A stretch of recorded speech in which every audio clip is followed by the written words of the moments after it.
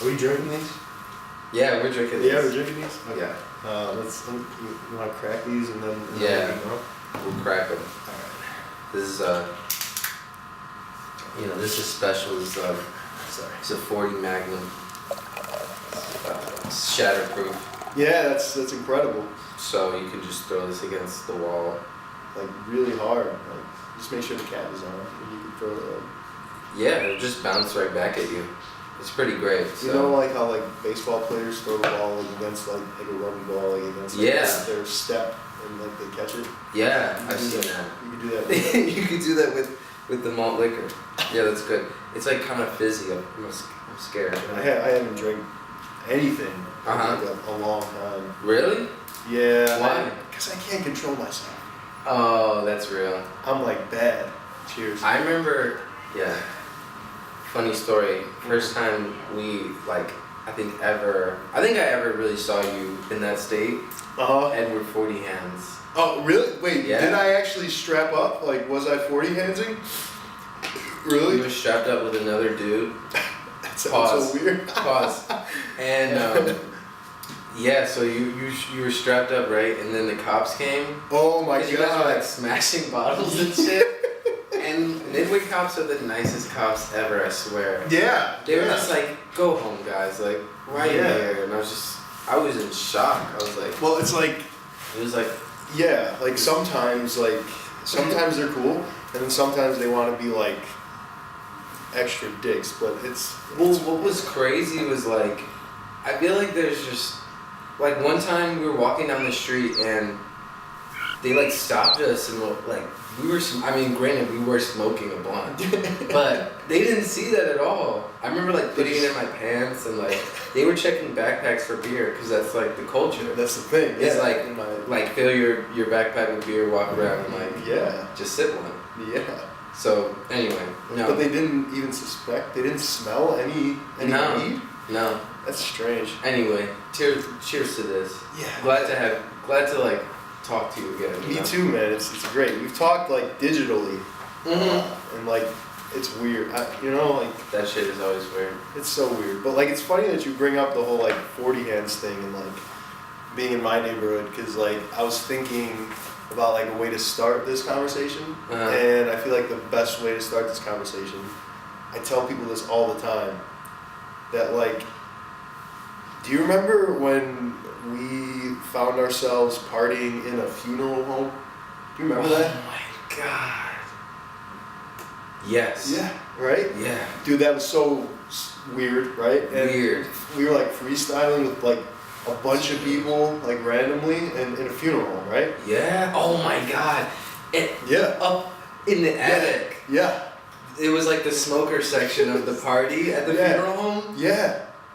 That was the weirdest party. It was so strange. It was like a concert hall. Dude, there was like chairs and I think there was bodies in the basement maybe. That was wild. Dude, it was so strange. But what happened after that was me, you, and some random kid from my neighborhood went back to the neighborhood, right? Mm-hmm. And we ended up going to my house. And that kid crashed, right? And you and I had like a crazy conversation. Yeah. And that, I always tell people that was like a crucial turning point in my like journey, dude. Yeah. You introduced me to like Kendrick Lamar. Like I'd never heard him before. Really? Before that. Yes. Oh yeah. shit. You showed me ADHD. Yes. Yes. Oh my god. Yeah. And that's then insane. It is, dude. And then dude, that was let's talk about that, like that moment, because I feel like ADHD to me, like the whole idea of like having a generation that just like doesn't care, or like is too caught up in their own shit to like focus on anything, and like really have like sentimentality is something that I think I related to without even really understanding, like. Well, yeah, like at that time, especially when we were like what, 16? Yeah. Something like that. Yeah. I think we like in the back of our head got it, but like didn't actually like get it. That's how it is for me a lot with Kendrick. Like, like I don't like when To Pimp a Butterfly came out, I didn't really like get it. Yeah. Because I was expecting another Good Kid, Mad City, right? Yeah. And I got like a completely different. Yeah. And I didn't understand it. And now it's one of my favorite albums, and it's crazy. But hindsight. But yeah, but just that night, like, I feel like it changed me. It set me on another, you know, like, it's so yeah, dude. It's real. crazy. And then like just the music that you were making at that time too, like USA and Seconds. Yeah. Like, I really need that. Like, does it exist anywhere? We can find it. And here's the thing, like, that album, like, I just haven't like really ever put it on a streaming site other than Hot New Hip Hop. Right, and it's gone. It's gone. It's gone. I looked. Did you look for it? I looked for it. Yes.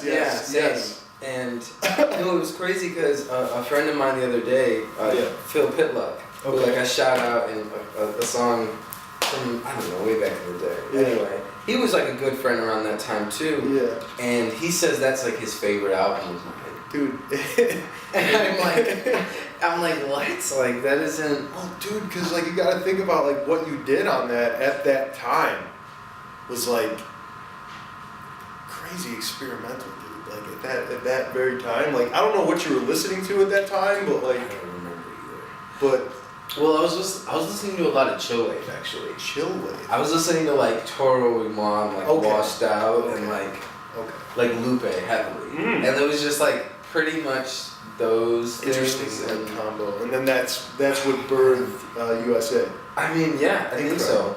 I think a lot of it was also at the time, which was kind of, it's like limbo. I feel like things are pretty more cut and dry now, like culturally. Like people are like, okay, like there is intersectionality, you know, like there is such a thing as just like, you know, the black male identity, the black woman identity, like the, you know, the gay white man identity, like everyone's like understanding their role in this like society. Sure. Whereas before, if you would have asked us as teenagers in like 2010, 11, you know, right after Obama gets elected, like we're just in high school, we're just like still figuring shit out. Yeah. And I feel like there was this kind of like, I don't know, like disillusionment that I was like having to buy into in order to like be a part of this idea of like, you know, that we live in like the greatest nation in the world. Like we have like the best society, the best schools, like, you know. Yeah. I had to buy into that. And that's kind of like the idea behind the title is that, you know, when I was a kid, I was like, this is abbreviated for United Stoners Association, but really I think it was just about my kind of like identity crisis within like the U.S. Like I didn't really understand, because there's all these rules. Hearing it from you though, like because I never got the chance to talk to you about it. Yeah, that's true. We never really did. We I were too busy. I always told you that I liked it. Like you know, like dude, we bumped that heavily in my neighborhood, dude. Like, well, among my friends, like. So much, man. Like it was in rotation. Like, dude, I hear about it to this day. Like you mentioned it on Nathan. Yeah. On Alone. Right? Alone. Yeah. I thought that second verse was actually incredible on Alone, dude. The way you just broke everything down, because it's like you revisited that time period. You know. I had to. You were talking about Vic Mensa, which is like a big thing. Like I can't even imagine being in high school with Vic Mensa. I mean, to like even be like friends with Ant was just like serendipity. Like you know what I mean? Because we were 2 grades apart. Like we were from different neighborhoods. We had no reason to like hang out and connect the way we did. Yeah. But when we did, it was like, oh shit. And then through Ant, I met you. Yeah. And that was when like I felt like, I mean, I've never really been out of like Beverly or Mount Greenwood. Yeah. You know, but we're not far away. But it's like sister neighborhoods, and that like the culture is very similar. Yeah. It's just the people there, and like the it just happened to be that like we were on like a similar wavelength, and we could help each other. Yeah. Like get there even more so than we thought. Damn. Hindsight is crazy. It is. It's great though. That's like that's why, you know, shit. Damn, dude. You look good, by the way. You look healthy. You look different. Like. Thanks, man. Dude. Thank you. Look like you haven't been drinking a lot of these. No, I haven't. Like, it's just, yeah, bad experience after bad experience. I kind of learned my lesson. But like on special occasions, though, I will. I mean, dude, I love to drink. Like, don't get me wrong. It's so good. It's Like, just like. But I can't trust myself. Yeah, that's the thing. I mean, Yeah. I saw a lot of that too. I mean, Yeah. just like growing up, like in an environment where like that is like the norm. Yeah. Like as like a kid. Yeah. I feel like we aren't really like aware of that. Well, yeah, like you said, like culturally, both of our neighborhoods. Well, I don't really know much about Beverly, honestly, but you say it's like similar, pretty much. Yeah. To like the way my neighborhood Well, was. Well, Beverly has like Western, which is like a bar. It's like a strip of bars. Oh. It's just like all Irish-owned bars. We have Archer, which is similar. Yeah, Archer's worse though, cause you'll be like driving and it's like you just have to stop every like 5 seconds. I mean, Archer's, yeah. It's But no, I think if anything, Archer's like more populated. You think so? Yeah, definitely. Well, yeah. So, well, anyways, getting back to the point that you made, like we see it from such a young age, right? And we don't question it. We start very young. Like, Yeah. I mean, I don't know. I mean, I started drinking when I was in like 8th grade. So, like, that's right. Isn't that just weird?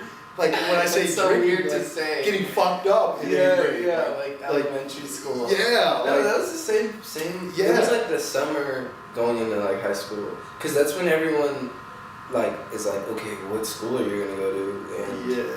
people start to just like entertain the idea of like, okay, there's life after grammar school. Like, Yeah. I'm not gonna be around these people Right. doing whatever, like playing like Yeah. video games. Like, Yeah. and it's not like we stopped playing video games. It was just Yeah. like, it was like a given. It was like, oh, this is what our older brothers and sisters and cousins are doing. So Yeah. like, this is what we do. It's crazy. It is crazy. And then like to see like you see like older people like every time I drive down Archer at like on like a Wednesday night. There's one bar that I'll always see like 40, 50-year-old people just like hanging out outside, and I'm like, I know that you're probably there every night, dude. Yeah. So like that, knowing that they're probably there every night, and knowing that they've been bred in that environment, Yeah. I consciously had to be like, dude, Yeah. I need to like, step I need away. to get out of this. Yeah. Yeah, because it's like a town in a way. It's like, I mean, Midway's different though. I mean, I had so many great experiences with y'all. It's just like, Oh, dude, yeah, dude. I do love you remember when we went to, what the fuck was his name? He was the rich dude. Do you remember that kid? a rich kid.